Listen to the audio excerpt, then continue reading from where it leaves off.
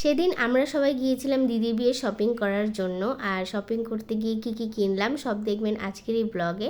আর প্রথমেই এখানে চলে এসেছি মেট্রোতে উঠবো বলে সবাই মিলে, যেহেতু আমরা মিরপুর 10 বেনারসি পল্লীতে যাব শপিং করার জন্য, তাই মেট্রো দিয়ে গেলেই তাড়াতাড়ি হবে। কারণ বাইরে অনেক গরম, আর বাসে করে গেলে তো প্রচুর গরম সহ্য করতে হবে। আর এই তো চলে এলাম এখানে, আর সবাই এখানে বসে আছে, অপেক্ষা করছে কখন মেট্রো আসবে আর আমরা উঠব। আর তারপর তো এই চলে এলাম মিরপুর বেনারসি পল্লীতে। আসার সাথে সাথে আমরা প্রথমে এখানে বিয়ের জন্য শাড়ি দেখছিলাম। তো আমরা অনেকগুলো দোকান ঘুরেছি, আর বিয়ের প্রথমে যে বেনারসিগুলো দেখছিলাম সেগুলো মোটামুটি ভালোই ছিল, কিন্তু আমরা যেই কালার চুজ করছিলাম বা আমরা যেই ধরনের চাচ্ছিলাম সেই ধরনের পাচ্ছিলাম না। তো আমরা অনেকগুলো দোকান দেখেছি। এমনিতে সবগুলো শাড়ি সুন্দর ছিল, বাট আমাদের যেরকম পছন্দ ছিল সেরকম পছন্দ অনুযায়ী শাড়ি মেলাতে পারছিলাম না।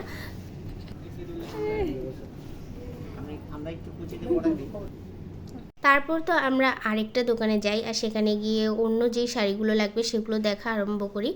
এখন পর্যন্ত আমরা বেনারসিটা পছন্দ করে তুলতে পারিনি। আর তারপর লাস্ট আরেকটা দোকানে গিয়েছি, আর এইখানে যে শাড়িগুলো দেখতে পাচ্ছেন এখান থেকেই আমরা একটা শাড়ি নিয়েছি। তো কোন শাড়িটা নিয়েছি সেটা এখন আমরা দেখাচ্ছি না, সেটা থাকবে একটা চমক, যেটা আপনারা বিয়ের দিন দিদির সাজিয়ে দেখতে পারবেন। আর তারপর শাড়ি পছন্দ করার পর এখানে আমরা দিদির জন্য লেহেঙ্গা দেখছিলাম, যে গায়ে হলুদের জন্য। আর লেহেঙ্গাও এখানে আমরা অনেকগুলো দেখছিলাম যে কোনটা ভালো লাগে ওর উপরে। আর লেহেঙ্গাটাও আমরা কোনটা কিনেছি সেটা এখন দেখাচ্ছি না।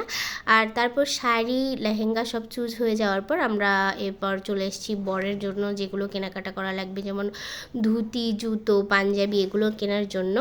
আর এই যে আমরা এই জুতোটা নিয়েছিলাম।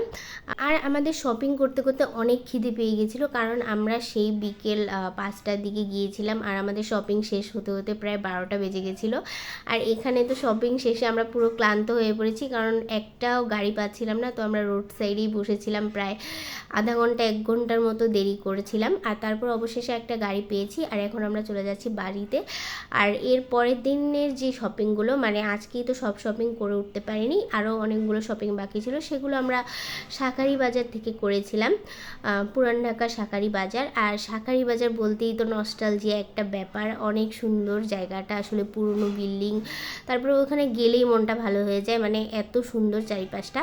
আর প্রথমে চলে গেলাম মুকুটের দোকানে মুকুট চুজ করার জন্য। আর এই কোন মুকুটটা দিয়েছি, কেমন মুকুট দিয়েছি, সেগুলো কিছুই এখন আমি দেখাবো না, সেগুলো সব আপনারা দিদির সাজে দেখতে পারবেন বিয়ের ব্লগে। তো তারপর আমরা এখানে আরও যা যা লাগবে, যেমন প্রদীপ, তারপরে আরও বিয়ে যেসব কেনাকাটা ছিল, কুলো, মাটির পাতিল, যা যা লাগবে সব এখান থেকে আমরা দেখছিলাম। আর তারপর তো এগুলো কেনা হয়ে গেছিলো। আর তারপর আমরা একটু বাইরে ঘোরাঘুরি করে আবার চলে এলাম আরেকটা দোকানে, এখানেও আমাদের কিছু কেনাকাটা ছিল। আর সবার শেষে চলে এলাম এই শাখার দোকানে, কারণ দিদির জন্য শাখাও কিনতে হবে। তো আমরা এখানে পছন্দ করছিলাম যে কোন শাখাটা ওর সাথে ভালো লাগবে বা ওর কাছে ভালো লাগবে। তো পছন্দ মতো সব কিছু জিনিস এখানে কিনে নিচ্ছিলাম। আর আমি তো ঘুরে ঘুরে 4-5টা দেখছিলাম, কারণ শাঁখারি বাজারে এই জায়গাটায় এত সুন্দর সুন্দর প্রত্যেকটা দোকানে একদম পুরনো দিনের ছোঁয়া লেগে আছে। তো আমি 4-5টা দেখছিলাম। আর এই জায়গাটা আমার ঘুরতে অনেক ভালো লাগে, আসলে নামের মধ্যেই একটা ঐতিহ্য আছে, শাঁখারি বাজার, পুরান ঢাকা। আর তারপর এই তো যা যা লাগবে বিয়ে ছোটোখাটো জিনিস সব কিছু কিনে নিলাম। আর এখানে ঘুরতে ঘুরতে দেখছিলাম যে ফুল বিক্রি করছে, কারণ এর অপোজিটেই ছিল কালী মায়ের মন্দির, যেটা শাঁখারি বাজারে অনেক নামকরা আর জাগ্রত একটা মন্দির। তো এখানেও আমরা প্রণাম করে নিলাম। আর এই যে মায়ের মুখটা। আর এই ছিল আজকের একটা ছোট্ট একটা ব্লগ। দেখা হবে নেক্সট ভিডিওতে। সবাই ভালো থাকবেন, সুস্থ থাকবেন, টাটা।